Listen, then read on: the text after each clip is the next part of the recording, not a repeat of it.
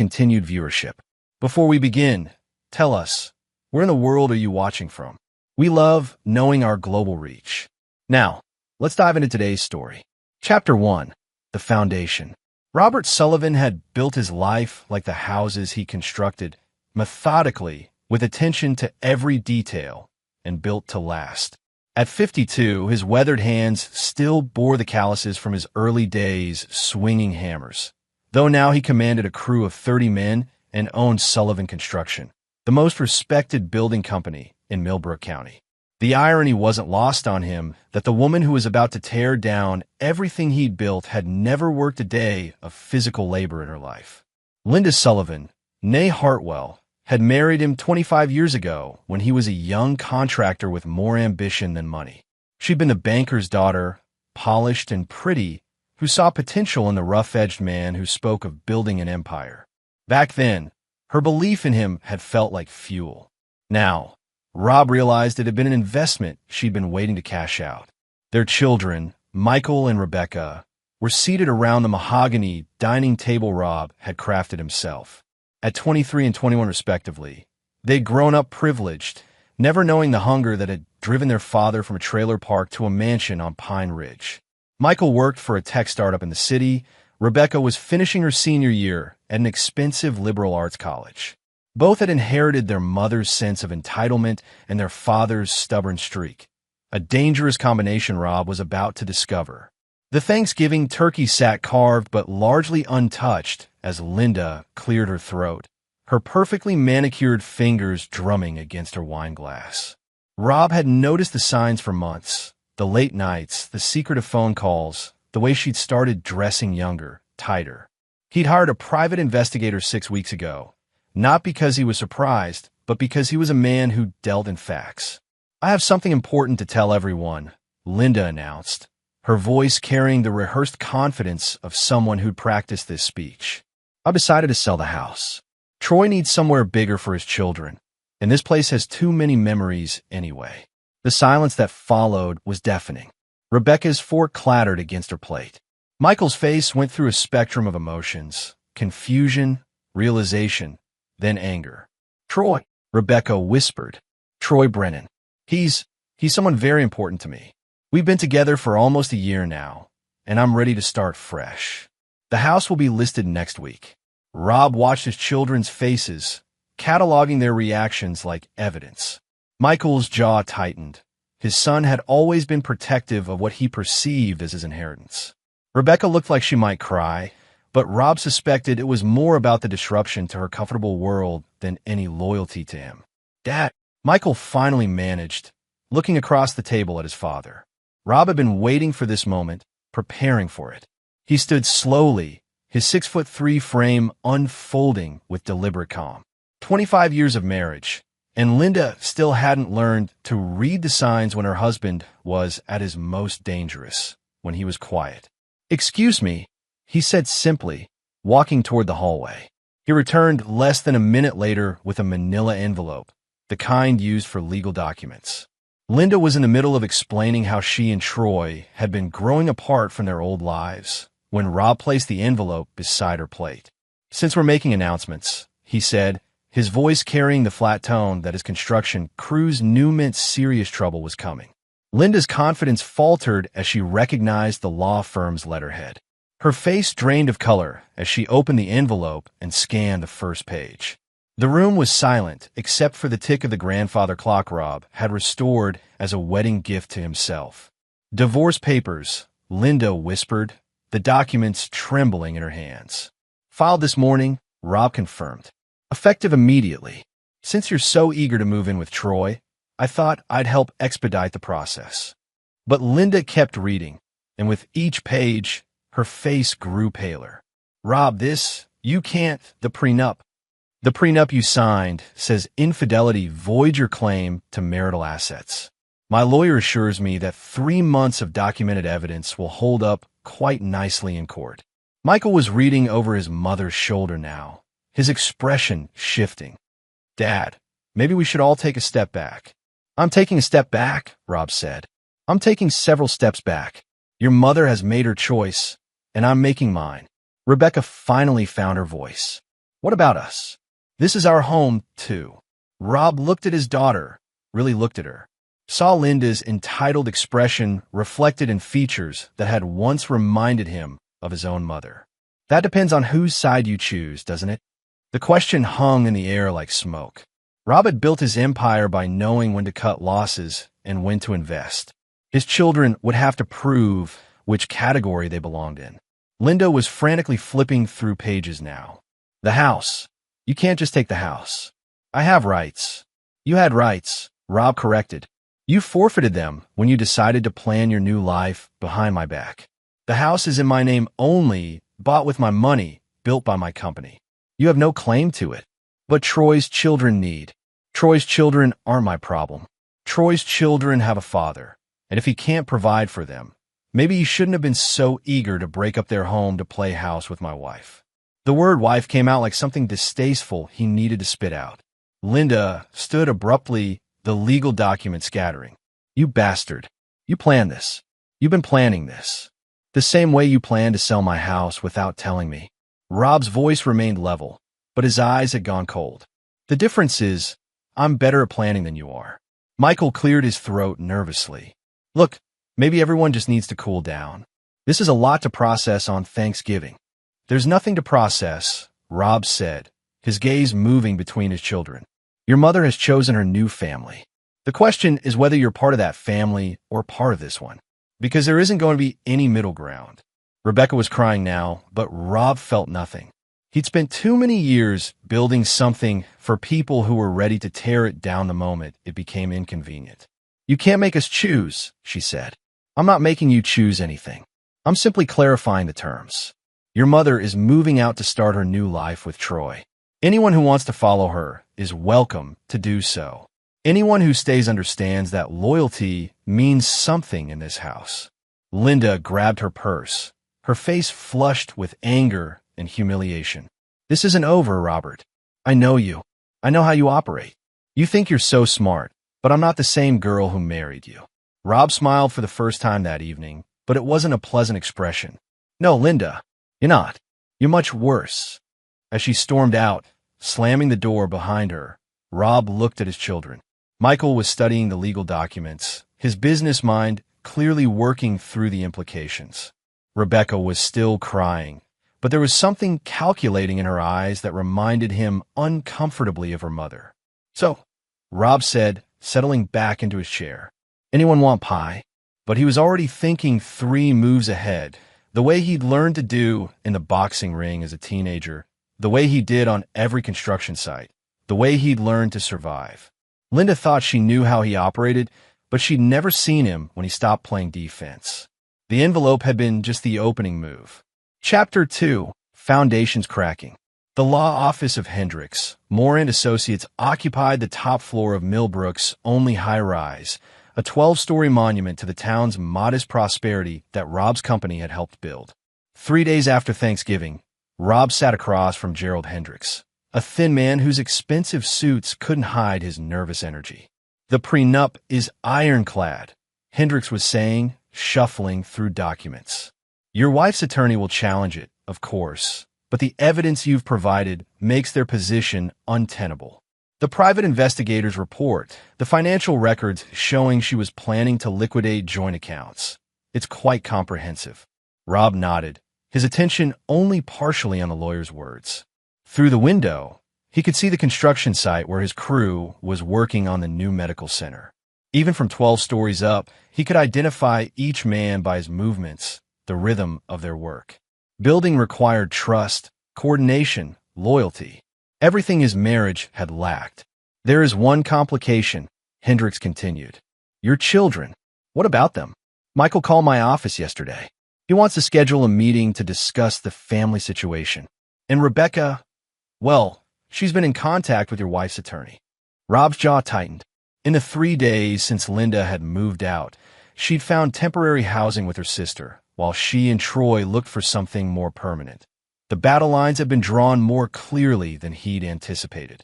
Michael had tried to play diplomat, calling his father with speeches about healing the family and finding a way forward that works for everyone. But when Rob had asked point-blank whether his son supported his mother's betrayal, Michael had hedged, talked about understanding both sides. Rebecca had been more direct in her betrayal. She'd told Rob that his reaction was cruel and that she intended to help her mother fight the divorce terms.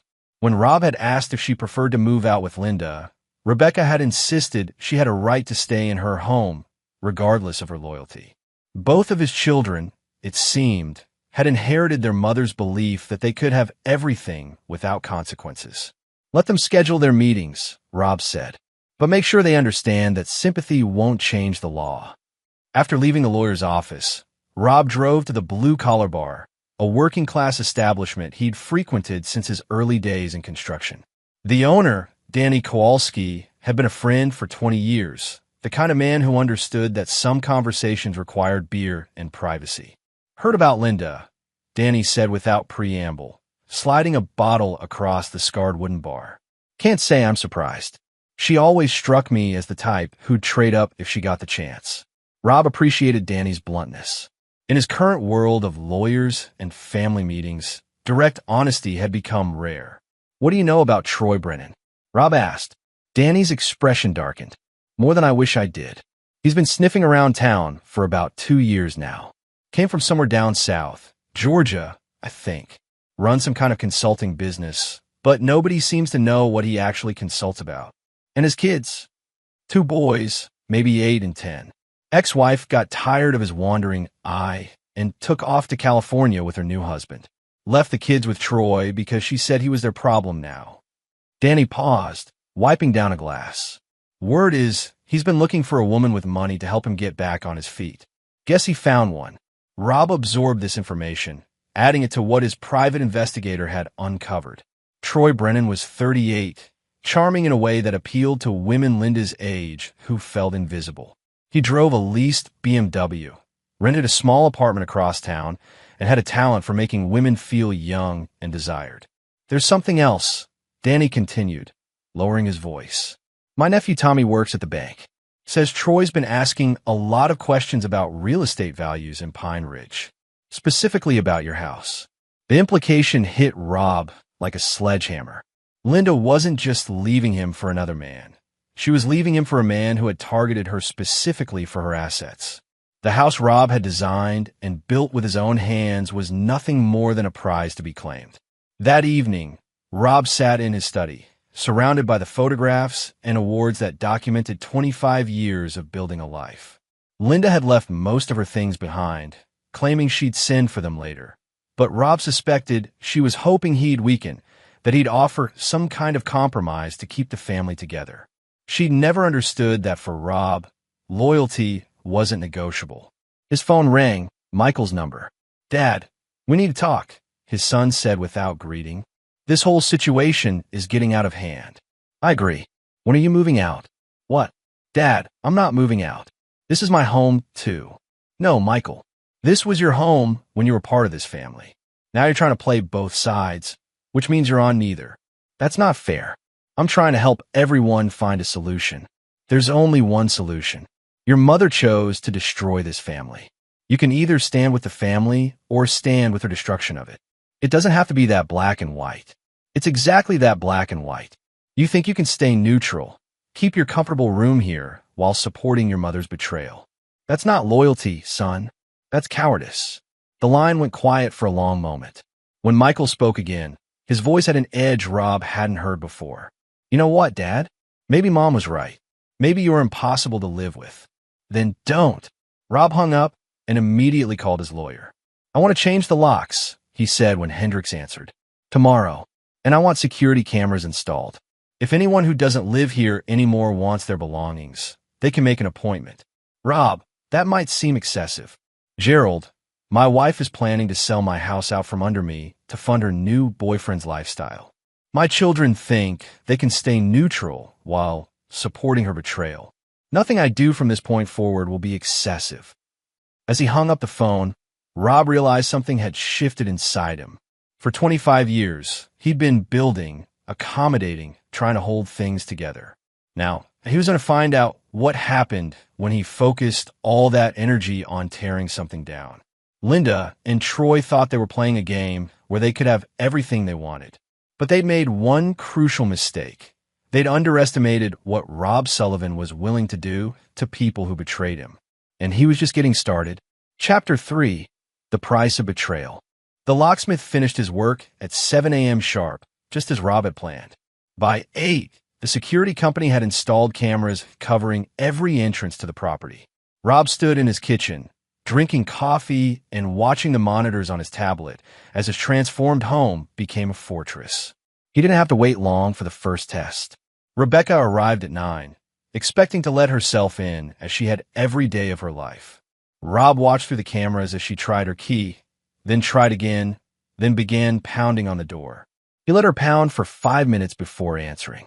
"Dad, my key doesn't work," she said, confusion and anger warring in her voice. "That's because it's not your key anymore. This isn't your house anymore. What are you talking about? I live here." "No, Rebecca. You lived here when you were part of this family. You chose to support your mother's betrayal instead. That has consequences." Rebecca's face went through the same spectrum of emotions Rob had seen Thanksgiving night. Confusion, realization, then fury. "You can't just kick me out. I'm your daughter. You were my daughter.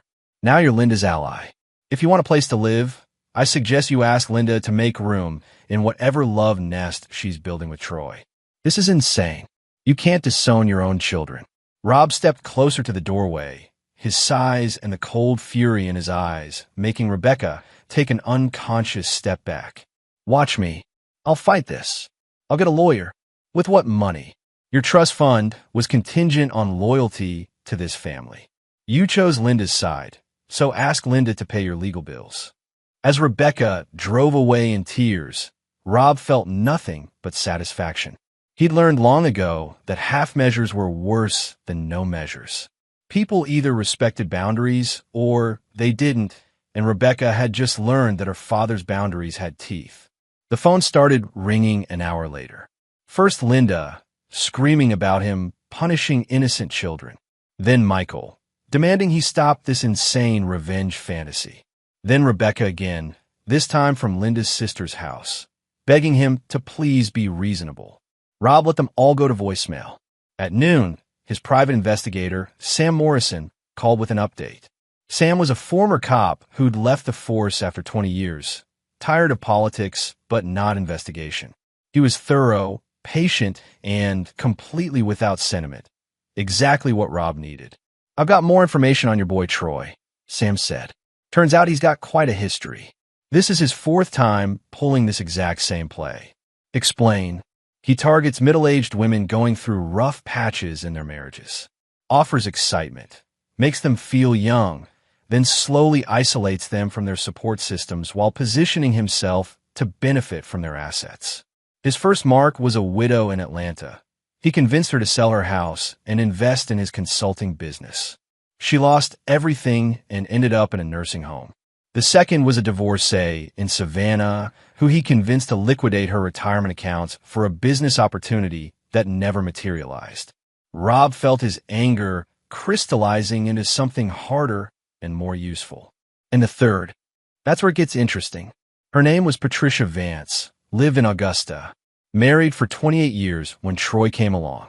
He used the same playbook, convinced her to leave her husband, sell the house, start fresh. But Patricia's husband was a smarter man than Troy bargained for. What happened? Gerald Vance was a retired federal prosecutor. He did his homework, built a case, and when Troy tried to access Patricia's money, Gerald had him arrested for elder fraud and extortion. Troy spent 18 months in prison. Rob smiled for the first time in days. And Patricia went back to her husband after Troy was arrested. Last I heard, they were still together. Apparently, Gerald Vance believed in forgiveness. I don't. I figured as much. But here's the thing, Rob. Troy learned from his mistakes. He's been more careful since he got out. Whatever you're planning, you'll need to be smarter than he is. After hanging up, Rob sat in his study thinking. Troy Brennan wasn't just an opportunist. He was a predator with a proven system. Linda wasn't his victim. She was his willing accomplice, helping him target Rob's assets, just as she'd targeted Rob himself 25 years ago. The house phone rang. He checked the caller ID, Michael. "You've lost your mind," his son said without preamble. "Rebecca is staying at Mom's sister's place, crying her eyes out. This isn't what a father does. This is exactly what a father does, Rob replied. A father protects what he's built from people who want to destroy it, including his own children, if necessary. She's 21 years old, Dad. She's confused and scared. She's old enough to choose sides. She chose Linda's. And what about me? Are you going to kick me out too? Rob considered the question. Michael was trying to play the middle, but unlike Rebecca, he hadn't actively supported Linda. Not yet. That depends on you, son.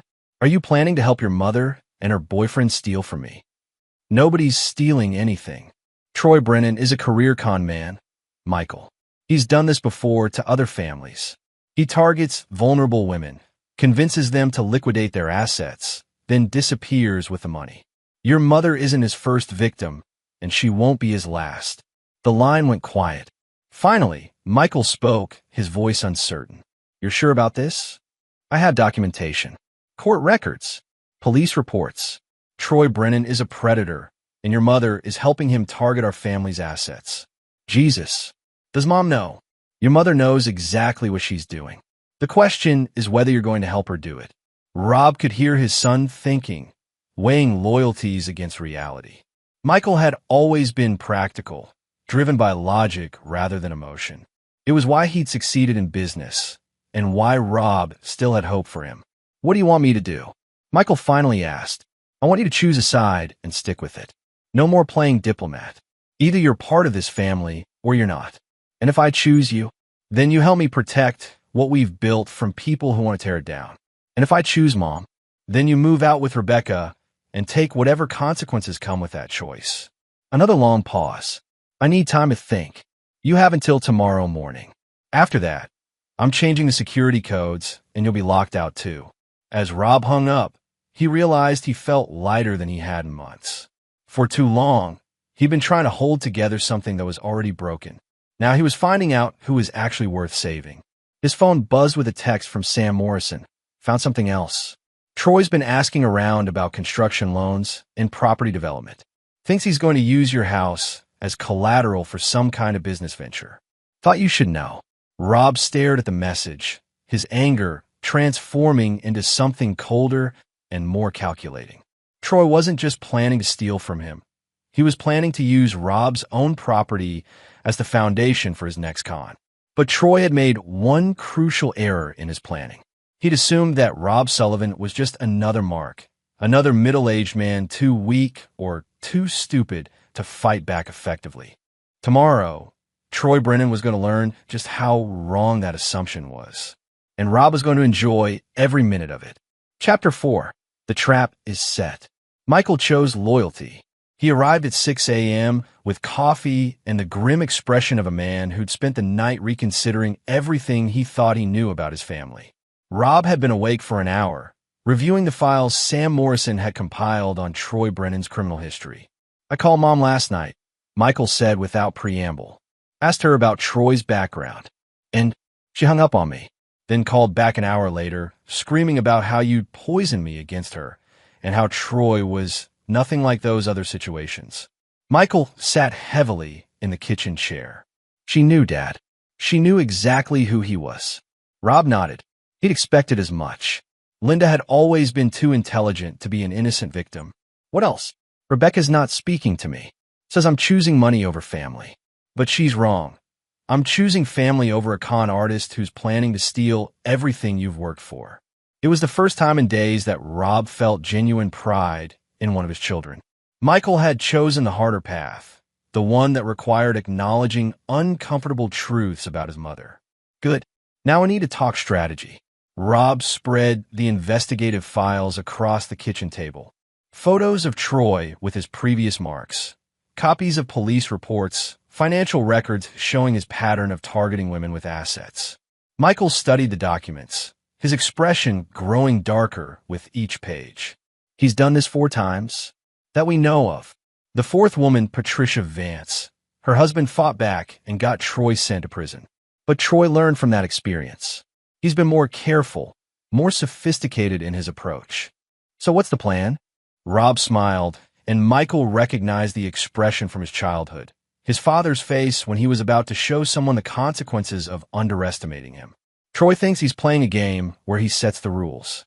We're going to change the game. The first phase was information warfare. Rob had learned from 25 years in construction that knowledge was the most powerful tool in any conflict. Sam Morrison had provided the ammunition. Now Rob needed to deploy it strategically. He started with Linda's sister, Carol, who was hosting Linda and Troy while they looked for the perfect house. Carol had always been the weaker of the two sisters, eager to please and terrible at hiding her feelings. A single conversation would tell Rob everything he needed to know about their plans. Rob called Carol at her office. She managed a small insurance agency downtown and requested a meeting to discuss the situation like civilized adults. "Oh, Robert," Carol said, relief evident in her voice. "I'm so glad you called.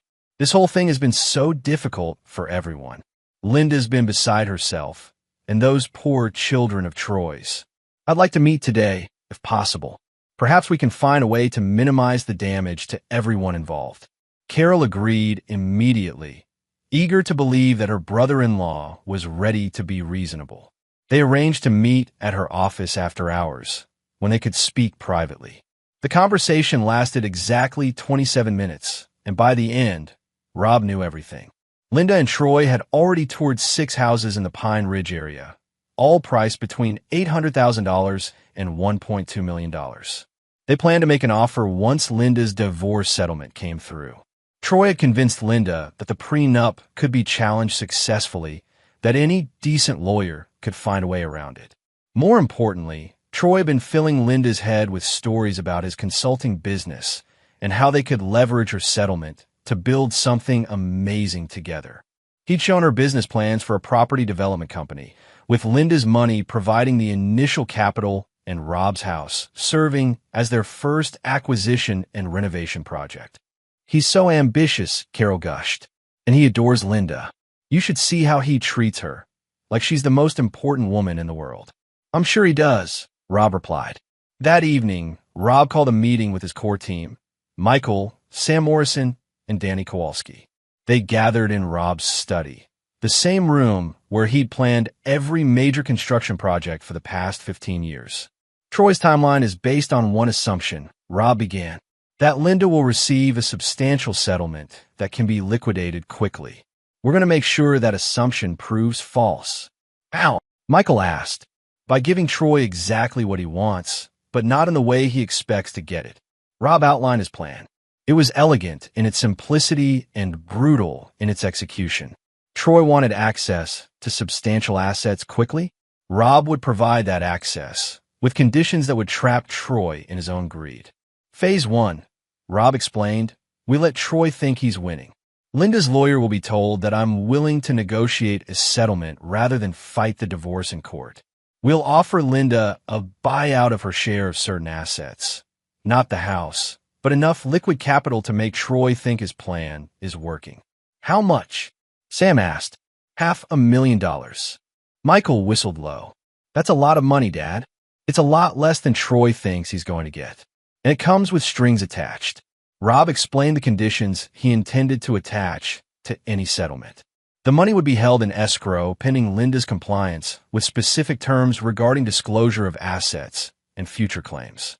More importantly, the settlement would include a clause requiring Linda to provide documentation of how the funds were being used. "Troy won't be able to access the money directly," Rob continued. "And if Linda uses it for anything other than her own legitimate expenses, the settlement is voided and I get the money back." "That's assuming Troy doesn't just convince her to violate the terms," Danny pointed out. "He will convince her to violate the terms. That's what he does. And when he does, I'll have grounds for criminal charges, theft, fraud, conspiracy. Troy Brennan has spent time in prison before. He won't go back. And if that doesn't work?" Michael asked. Rob's smile turned cold. "Then we moved to Phase 2. He didn't elaborate on Phase 2, but Sam Morrison nodded approvingly. The ex-cop understood that some conversations were better left unspoken, that some plans required plausible deniability. The next morning, Rob called Gerald Hendricks and instructed him to reach out to Linda's attorney with a settlement offer. By noon, Linda herself was calling Rob's phone, her voice bright with triumphant satisfaction. I'm glad you've decided to be reasonable about this, she said. Troy always said you were too smart to let this get ugly. Troy sounds like a wise man, Rob replied. I'm looking forward to meeting him. Really? Because he'd love to meet you too. He says he thinks you two would actually get along quite well under different circumstances. Rob almost laughed. Troy's confidence was breathtaking. The man actually thought he could charm his way into Rob's good graces while stealing his assets. Why don't you both come by the house tomorrow evening? Rob suggested. We can discuss the details of the settlement like civilized adults. Linda agreed eagerly, probably imagining that she was about to witness her husband's capitulation. Rob hung up and immediately called Sam Morrison. Tomorrow night, they're coming here. I want full audio and video recording of everything that happens. Legal? No, but necessary. As Rob prepared for the confrontation, he thought about something his father had told him 30 years ago, back when Rob was just starting in construction. Son, some people think being civilized means being weak. Those people are always surprised when civilization shows them its teeth. Troy Brennan was about to get a very educational introduction to Rob Sullivan's idea of civilization. Chapter 5, The Meeting.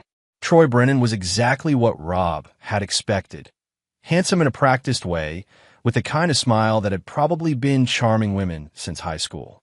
He was tall, but not as tall as Rob. Well-dressed, but in clothes that spoke of effort rather than substance. Most tellingly, his eyes were constantly moving, cataloging the house's features and calculating their value. Robert, Troy said, extending his hand with confidence that bordered on arrogance. I've heard so much about you. Linda speaks of you often. Rob shook the offered hand, noting the soft palms and manicured nails of a man who'd never done real work. I'm sure she does. Please come in. Linda entered behind Troy, her arm linked through his in a display of possession that might have hurt Rob's feelings if he'd had any feelings left for her. She wore a new dress, something younger and tighter than her usual style, and her hair had been colored to hide the gray she'd been complaining about for years. The house looks wonderful, she said, as if she'd been gone for months instead of a week. You've been taking good care of it. I always take care of what's mine, Rob replied, leading them to the living room. The furniture hadn't changed, but the atmosphere had. Michael sat in the corner chair, silent and watchful. Sam Morrison's recording equipment was hidden throughout the room, activated by the remote in Rob's pocket. Every word spoken in the next hour would be preserved for posterity. Can I get anyone coffee? Wine? Rob asked, playing the gracious host. Wine would be lovely, Linda said, settling onto the couch beside Troy. Remember that bottle of Cabernet we were saving? This seems like an appropriate occasion. Rob retrieved the wine, a $200 bottle he'd bought for their anniversary 2 years ago.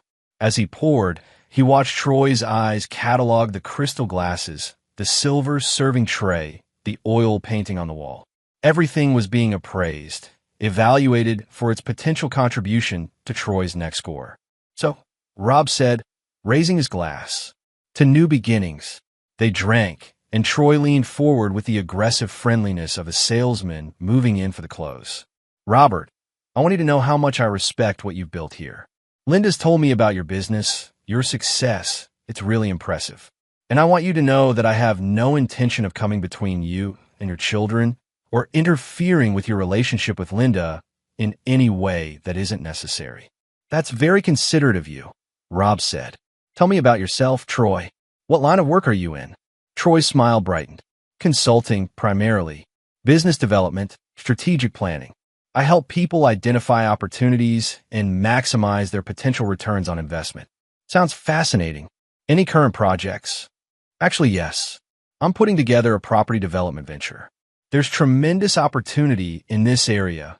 Undervalued properties, growing market demand.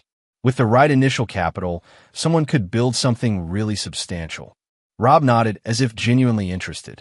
And you have experience in property development? Extensive experience. I've been involved in several successful projects over the years. Troy's confidence was building, fed by what he perceived as Rob's receptiveness. In fact, that's part of why I'm so excited about the future. Linda and I have been discussing how we might combine our resources to really make something happen. Our resources? Linda shifted uncomfortably, perhaps sensing that the conversation was heading into dangerous territory. Troy means the settlement money, of course. Once we work out the details. The settlement, Rob interrupted gently. Yes, let's talk about that. He retrieved a folder from the side table, the same folder that contained Troy's criminal history, though neither Linda nor Troy knew that yet. My lawyer has prepared an offer, Rob said, handing Linda a document. I think you'll find it quite generous.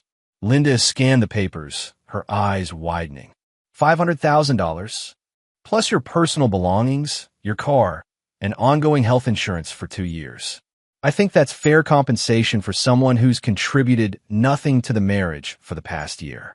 Troy was reading over Linda's shoulder, and Rob could see the calculation in his eyes.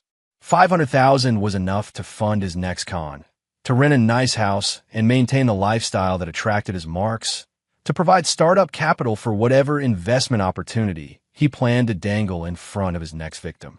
This is very reasonable, Troy said, his voice warm with satisfaction. I told Linda you'd be fair about this.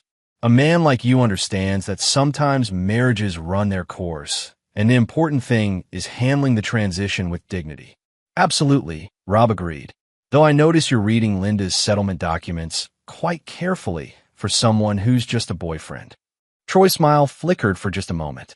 I care about Linda's well-being. I want to make sure she's protected. How thoughtful. And I'm sure Linda appreciates having someone to help her make financial decisions. Someone with your extensive experience in property development. Rob, Linda said, warning in her voice. Let's not. Actually, I'm curious about your experience, Troy. What's the largest project you've worked on? Troy launched into a story about a shopping center in Savannah, describing his role in terms that sounded impressive but remained vague on specifics. Rob listened with apparent interest, occasionally asking questions that Troy answered with increasing confidence. That sounds like the Riverside Commons project, Rob said finally. I read about that in Construction Weekly. Wasn't the developer arrested for fraud? Troy's smile froze. I wasn't involved in the financial side of that project. Of course not. Just like you weren't involved in the financial side of Patricia Vance's house in Augusta. The room went silent. Linda looked confused, but Troy had gone pale. I'm sorry, Troy said carefully. Patricia Vance. Married 28 years. You convinced her to leave her husband, liquidate her assets for a property development opportunity. Sound familiar? Troy stood abruptly. I think there's been some kind of misunderstanding. Sit down, Troy. The command in Rob's voice was unmistakable. Troy hesitated, looking toward the door, but Michael had moved to block that exit. Sam Morrison's training had been thorough. Never let a con artist control the room. What's going on? Linda demanded. Rob, what are you talking about? Rob opened his folder and spread photographs across the coffee table. Troy with Patricia Vance outside a real estate office. Troy with a woman in Atlanta, his arm around her as she signed documents. Police booking photos from Troy's arrest in Georgia. Your boyfriend is a career criminal. Linda, this is his 5th time running this exact con. He targets middle-aged women going through marital problems, convinces them to liquidate their assets, then disappears with the money. Linda stared at the photographs, her face cycling through disbelief, recognition, and finally understanding. Troy, Linda, this isn't what it looks like. Actually, it's exactly what it looks like, Rob continued. Troy Brennan, real name Troy Brenner, served 18 months in Georgia State Prison for elder fraud and extortion. He was released 14 months ago and immediately began looking for his next mark. That would be you, Linda. Troy was backing toward the window now, his charming mask finally slipping. You don't understand the situation. I understand it perfectly. You researched my wife, identified her vulnerabilities, then positioned yourself to exploit them. You've been planning to use her settlement money to fund your next venture, probably leaving her holding the bag when it inevitably collapses. That's not true, Troy said, but his voice lacked conviction. Of course it's true. It's your standard operating procedure. The only variation this time was targeting the house as well. You actually thought you could convince Linda to use my property as collateral for your fake development company. Linda was staring at Troy with growing horror. Is this true? Troy, tell me this isn't true. Troy looked at her, And for a moment, Rob thought he might actually try to maintain the deception. Then something shifted in his expression, and the mask came off completely. Does it matter? Troy asked, his voice cold now. You were already planning to leave him anyway. I just gave you the motivation and the plan to do it profitably. You used me. We used each other. You wanted out of your boring marriage to your boring husband. I provided an exit strategy. The fact that it would have benefited me too doesn't change the fact that you were a willing participant. Rob watched his wife's face as she realized the truth, not just about Troy, but about herself. She'd been so eager to believe in her grand romance that she'd ignored every warning sign, every inconsistency in Troy's story. Get out, she whispered. Linda, get out. Troy looked around the room, perhaps calculating whether he could still salvage something from the wreckage. But he was outnumbered, outmaneuvered, and outmatched. With a final look of pure hatred directed at Rob, he walked to the door. This isn't over, he said. Rob smiled. Yes, it is. As Troy left, slamming the door behind him, Linda collapsed onto the couch, her face in her hands.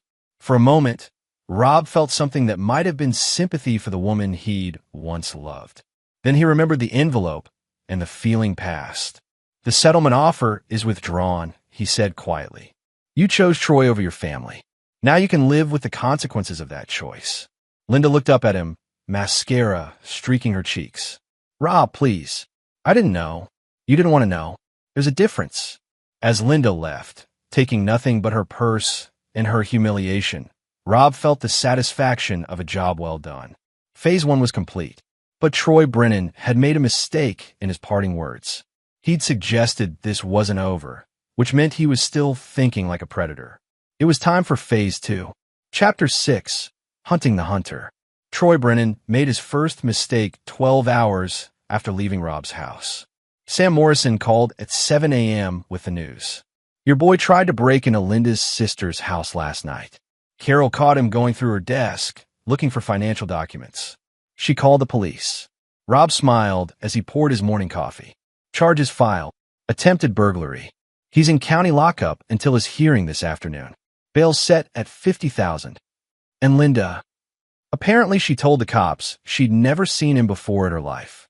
The irony was perfect. Linda, faced with the reality of Troy's criminal nature, had done exactly what Rob had expected, abandoned him the moment his usefulness ended. Troy, desperate to salvage something from his failed con, had made the amateur mistake of trying to steal what he couldn't obtain through manipulation. Where's Linda now? Still at Carol's place, but word is she's looking for somewhere else to stay. Carol doesn't want her there anymore, not after what happened. Rob hung up and called Michael. Feel like taking a road trip? Where to? Augusta, Georgia. I want to talk to Patricia Vance. The drive to Augusta took 4 hours, giving Rob time to explain his strategy to Michael. Patricia Vance had been Troy's third victim, the one whose husband had fought back successfully. If anyone understood Troy's methods and psychology, it would be her. They found Patricia working in her garden behind a modest but well-maintained house on a tree-lined street. She was a handsome woman in her 60s, with the kind of practical elegance that spoke of a life lived on her own terms. When Rob introduced himself and explained why he'd come, her expression shifted from wariness to understanding. Troy Brennan, she said, removing her gardening gloves. I haven't heard that name in 2 years. I was hoping I never would again. He targeted my wife, Rob explained. I managed to expose him before he got any money, but he's not finished trying. Patricia gestured toward chairs on her back porch. Coffee. As she prepared drinks, Patricia told her story. Troy had come into her life during a difficult period. Her marriage to Gerald had been strained by his retirement and her own feelings of invisibility. Troy made her feel attractive and vital again, had convinced her that she deserved better than a boring life with a boring man.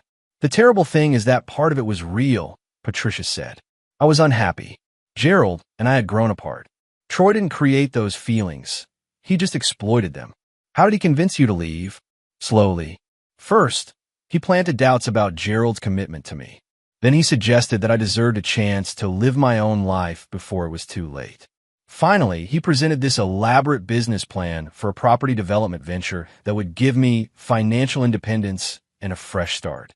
The parallels to Linda's situation were exact. Troy's playbook hadn't changed.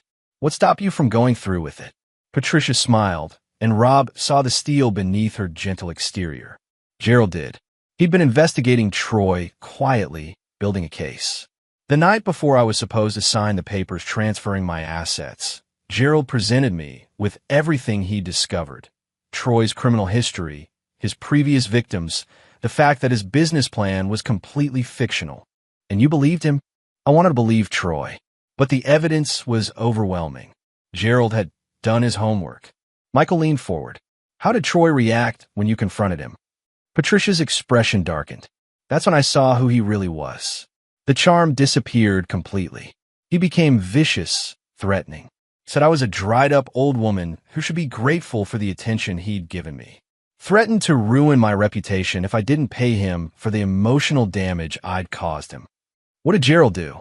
Called the police and had Troy arrested for extortion. The threats were recorded. Gerald had been wearing a wire. Troy spent 18 months in prison, and we haven't seen him since. Rob absorbed this information, adding it to his understanding of Troy's psychology. The man was fundamentally a coward who relied on manipulation and intimidation when charm failed.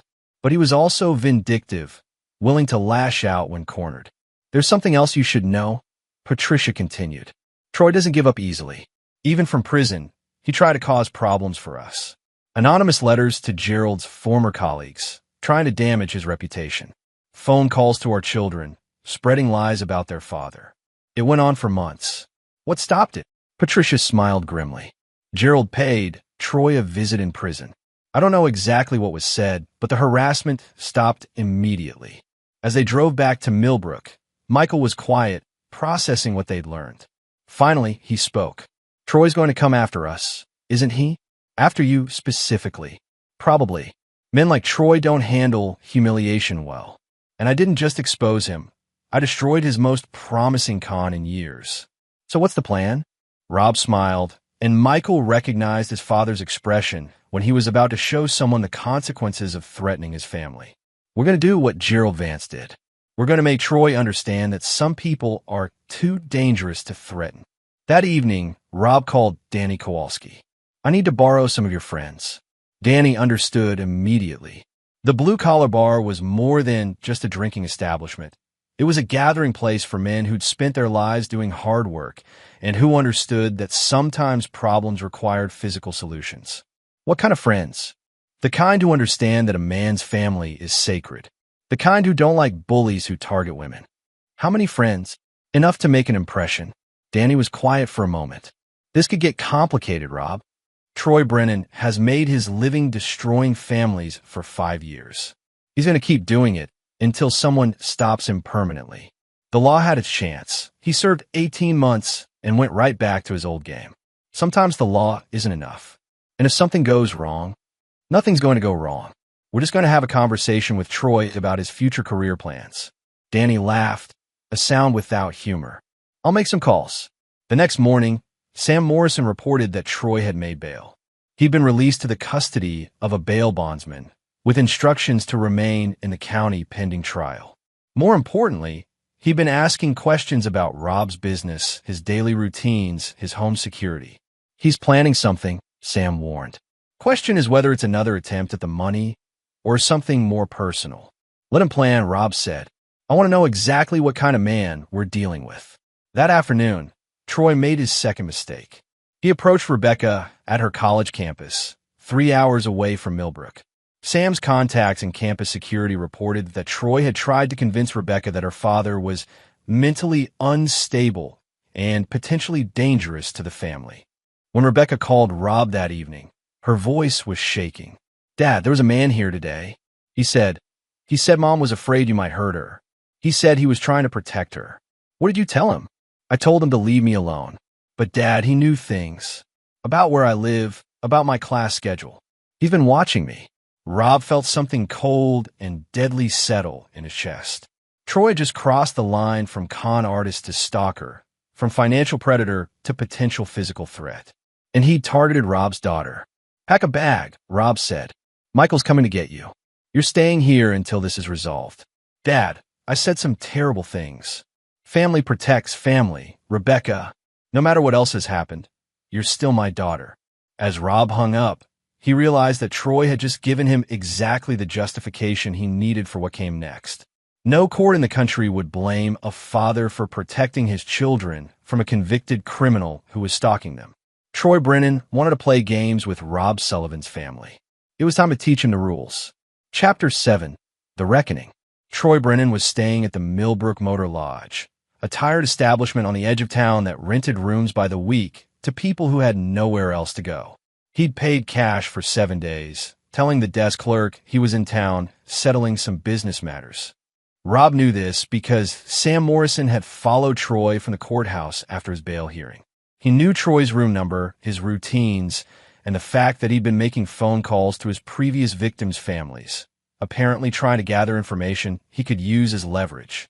What Troy didn't know was that Rob and 5 of Danny's friends were sitting in a van in the motel parking lot, waiting for him to return from his evening visit to the bar down the street. "You sure about this, Rob?" asked Tommy Kowalski, Danny's nephew and a veteran of 3 tours in Afghanistan. "Once we go in there, there's no taking it back." "I'm sure." Rob checked his watch. 11:47 p.m. Troy would be back soon. Sam was watching from the bar, and he'd text when Troy left. The plan was simple. Troy would return to his room, where he'd find 6 men waiting to discuss his future plans. The conversation would be brief, direct, and final.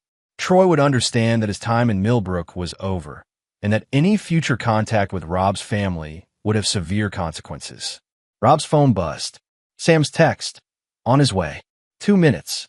The men moved with the efficiency of people who'd done this kind of work before. Danny had chosen his friends well.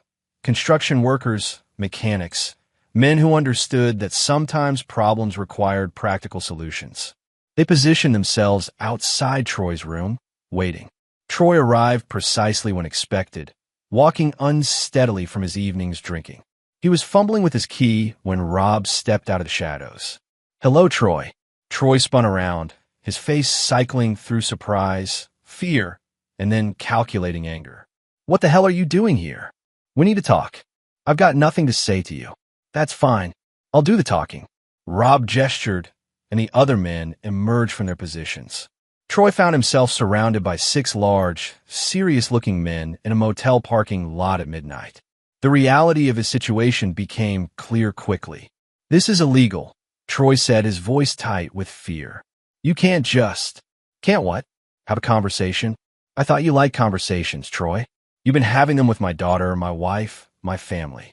Tonight it's my turn." Rob nodded toward the door. "Open it." Troy's hand shook as he unlocked the door.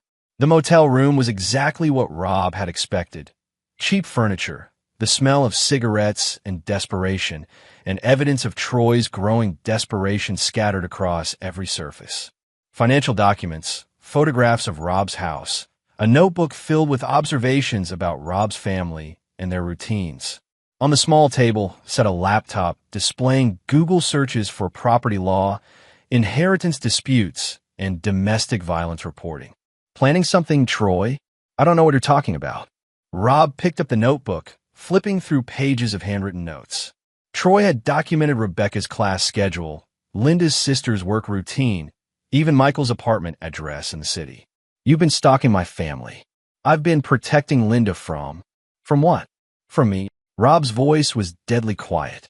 "You convinced my wife to betray her family, try to steal my property, and now you're threatening my children.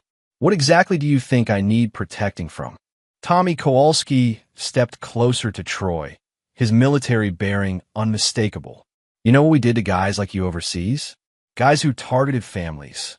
Troy backed against the wall, his charm and confidence completely gone. "Look, this is all a misunderstanding. I never meant—" "You meant every bit of it," Rob interrupted. "This is what you do, Troy. You destroy families. But you made one crucial mistake." "What?" "You thought I was like your other victims. Weak, trusting, willing to let you walk away with a slap on the wrist."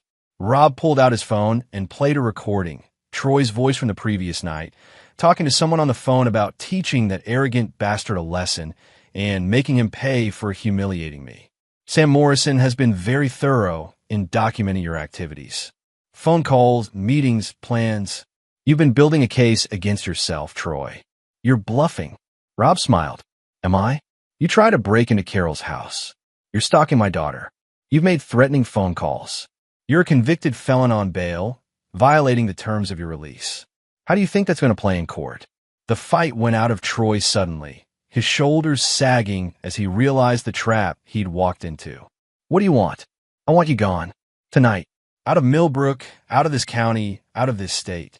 I want you to disappear so completely that my family never has to think about you again. And if I don't, then tomorrow morning, the police get copies of everything Sam has recorded.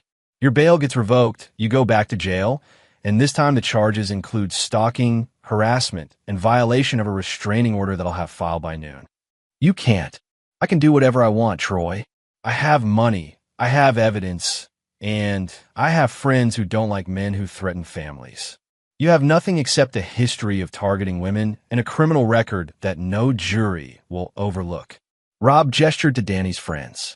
These gentlemen have volunteered to escort you to the county line. I suggest you don't give them any trouble. Troy looked around the room, perhaps calculating whether he had any other options. But he was outnumbered, outmaneuvered, and out of time. My stuff will be packed and shipped to whatever address you provide. You leave with what you're wearing. 20 minutes later, Rob watched Troy's car disappear into the darkness, followed at a discreet distance by Tommy Kowalski to ensure he actually left the county. It was over, or so Rob thought. The call came at 6 a.m. from Sam Morrison, his voice tight with concern. Rob, we've got a problem. Troy didn't leave the county. He doubled back, ditched his car, and he's missing. What do you mean missing? I mean he's gone aground. Could be anywhere. And Rob, Linda's missing too. Rob felt ice form in his stomach. Since when? Carol called the police an hour ago. Linda's bed wasn't slept in. Her car's still there, but she's gone. No sign of struggle, but her purse and phone are missing. Rob was already reaching for his clothes. Troy hadn't been intimidated. He'd been planning. And now he had Linda, either as an ally or as leverage. Call the police, Rob said. Report them both as dangerous. And Sam? Call Tommy and the others. This isn't over. As Rob hung up, he realized he'd made a crucial error. He'd assumed Troy would act rationally, that fear would override his vindictiveness. But Troy Brennan wasn't rational. He was a predator cornered and desperate desperate predators were always the most dangerous. Chapter 8. The Final Hunt. The abandoned Hartwell textile mill sat on 50 acres of industrial wasteland outside Millbrook, a monument to the town's faded manufacturing past. Rob knew the property well. His company had been hired 5 years ago to assess it for potential demolition before the project was scrapped due to environmental concerns. It was exactly the kind of place a desperate man might choose for a final confrontation. Sam Morrison had found Linda's car there at dawn, hidden behind the main building. Security cameras from a nearby truck stop had captured Troy forcing Linda into a stolen pickup truck at gunpoint 6 hours earlier.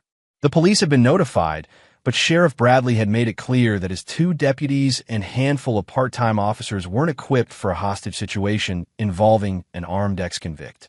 State police are sending a negotiator, Sheriff Bradley told Rob as they stood in the mill's gravel parking lot. Should be here in 2 hours. In 2 hours, Troy could be in another state, Rob replied. Or Linda could be dead. Rob, I understand you're concerned, but we have protocols. Your protocols are going to get my wife killed. It was the first time Rob had called Linda his wife in over a week, and the words felt strange in his mouth. But regardless of what she'd done, regardless of their divorce, she was still the mother of his children, and she didn't deserve whatever Troy had planned. Sheriff Bradley's radio crackled. One of his deputies had found a break in the mill's perimeter fence, fresh footprints leading toward the main building. He's in there, Sam Morrison said quietly. Question is whether he's planning to negotiate or make a statement. Rob studied the massive brick structure, mentally cataloging what he remembered from his previous inspection. 5 stories, multiple entrances, dozens of rooms and corridors. Perfect for hiding, terrible for a coordinated search. What about phones? Rob asked. Has Troy tried to contact anyone? Nothing yet, but I've got his number monitored. If he makes a call, we'll know immediately. Rob's phone rang. Unknown number. Rob Sullivan. Hello, Robert. Troy's voice was calm, almost friendly. I think it's time we finished our conversation. Where's Linda? She's safe. For now. But her continued safety depends on your cooperation. What do you want? What I've always wanted. What you owe me for destroying my life. Rob gestured to Sam, who was already tracing the call. I don't owe you anything, Troy. You're a con artist who got caught. That's not my fault, isn't it? You had to play the hero, didn't you? Had to expose me, humiliate me, destroy my relationship with Linda. You couldn't just let her go. She was never yours to begin with. Troy's laugh was harsh, bitter. She came to me willingly, Robert. She wanted to leave you. I just gave her the courage to do it. By lying to her. By planning to steal her money. By offering her something better than a life married to a man who treated her like property. Rob forced himself to stay calm, to think tactically. Troy was talking, which meant he wanted something beyond simple revenge. What do you want, Troy? $2 million. Cash. And safe passage out of the state. You're insane. Linda's life is worth $2 million to you, isn't it? Or have you decided she's disposable too? The line went dead. Rob looked at Sam, who shook his head. Not enough time to trace the call. He's not negotiating, Rob said. He's stalling. For what? Time to plan his exit strategy. Troy's a coward and a predator, but he's not stupid. He knows this ends badly for him unless he can find a way to disappear with some kind of payout. Sheriff Bradley approached, his radio chattering with updates. State police negotiator is 30 minutes out. Tactical team is an hour behind him. Too long, Rob said. We need to move now. Rob, you can't just.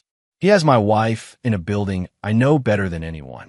My construction crew did a complete inspection of that place.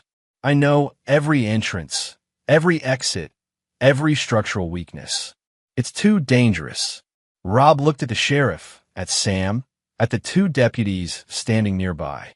Good men, but not equipped for this kind of situation. Troy had chosen his ground well, isolated, defensible, with multiple escape routes. Danny, Rob called to his friend, who'd been standing quietly with 3 of his men. You still got those tools in your truck? What kind of tools? The kind that open locked doors without keys. Danny smiled grimly. Always. 30 minutes later, Rob moved through the mill's basement, Danny behind him, both men wearing the kind of tactical gear that Danny's military friend had acquired over the years. Sam Morrison was coordinating with the sheriff's department, feeding them intelligence from security cameras they'd managed to tap into. The mill's basement was a maze of pipes and machinery, perfect for moving unseen. Rob's flashlight cut through the darkness as he navigated toward the building's central stairwell, following the layout he remembered from his inspection. His radio crackled softly. Sam's voice, movement on the 3rd floor. West side, 2 figures. Rob acknowledged and changed direction, heading for the service stairs he'd identified earlier. The building was silent except for the distant sound of machinery from a still-operating plant half a mile away. He found them in what had once been the mill's main production floor, a vast space filled with abandoned machinery and broken windows that let in the gray morning light. Troy had Linda seated on a wooden crate, her hands bound behind her back, her mouth taped. She was alive, conscious, and clearly terrified. Troy stood behind her, one hand on her shoulder, the other holding a pistol that looked military in design. Robert, Troy called when he saw Rob emerge from the stairwell. Right on time. Let her go, Troy. You want to punish someone? Punish me. Oh, I intend to. But Linda's part of this too. She's the one who chose to leave her family for me. She's the one who was willing to steal from you to fund our new life together. She was your victim. Was she? Or was she a willing participant who got cold feet when things got complicated? Rob moved closer, his hands visible but ready. 20 feet away, he could see Linda's eyes over the tape, wide with fear, but also with something else, shame, perhaps, or recognition of how completely she'd been played. What's your exit strategy, Troy? Even if I give you money, even if you get out of here, you're finished. Your face is on every news report in 3 states. Your criminal history is public. You'll never be able to run this con again. Then I'll find a new line of work. Men like you don't change, Troy. You'll always be a predator. Maybe, but I'll be a rich predator. Troy shifted position, and Rob saw his opportunity. The man was holding the gun casually, his attention divided between Rob and Linda. Amateur mistake. Danny's voice came through Rob's earpiece, clear shot from the west window. Say the word. Rob almost gave the order. But Linda was too close, the angle too risky. You know what your real mistake was, Troy?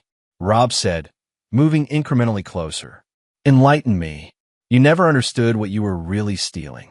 You thought it was about money, about property, but you were stealing something much more valuable, which was trust, family, the things that can't be replaced once they're broken. Troy's grip on the gun tightened. Spare me the sentiment, Robert. You want a wife back? Transfer $2 million to the account number I'm about to give you. I don't have $2 million in liquid assets. Then liquidate something. Sell your precious house. Mortgage your business. Prove that your family actually means something to you. Rob smiled, and Troy must have seen something in his expression that he didn't like, because he took a step back. You know what the funny thing is, Troy? You're absolutely right. Family does mean something to me. It means everything, which is why I'm going to make sure you never threaten another family again. Troy started to respond, but Danny's shot from the west window took him in the shoulder, spinning him away from Linda and sending the gun skittering across the concrete floor. Rob was moving before Troy hit the ground, covering the distance in seconds. The con artist was wounded but still conscious, clutching his shoulder and cursing. It's over, Troy. Go to hell. Rob knelt beside Linda, cutting her bonds and removing the tape from her mouth. She gasped, tears streaming down her face. Rob, I'm sorry. I'm so sorry. I never meant. Save it for later, Rob said, but not unkindly. Are you hurt? She shook her head, and Rob helped her to her feet as sirens wailed in the distance. The state police had finally arrived, along with paramedics and enough firepower to handle any situation. As they led Troy away on a stretcher, the man's eyes found Rob one last time. This isn't justice, Troy said. This is revenge. Rob nodded. Sometimes they're the same thing. Chapter 9. New Foundations. 6 months later, Rob sat in his study, reviewing the final divorce papers. Linda had agreed to the original settlement terms. No property, no ongoing support, just enough money to start over somewhere else. She'd taken a job in Charlotte, working for a friend's marketing company, trying to rebuild her life far from the wreckage she'd created in Millbrook. Troy Brennan was serving a 10-year sentence for kidnapping, assault with a deadly weapon, and violation of his parole. During his trial, 3 more victims had come forward, women from other states who'd been too ashamed to report his crimes. Troy would be an old man before he saw freedom again. Rebecca had moved back home after graduating from college, humbled by her experience and determined to repair her relationship with her father. She was working for Sullivan Construction now, learning the business from the ground up, proving that she understood the value of earning rather than inheriting. Michael had been promoted to project manager, his loyalty during the crisis earning him Rob's complete trust. Father and son worked together daily now, planning the future of the company and the family legacy. The doorbell rang, interrupting Rob's thoughts. He opened the door to find Patricia Vance and her husband Gerald, both smiling warmly. We were passing through on our way to visit our daughter in Raleigh, Patricia explained. Thought we'd stop and see how you were doing.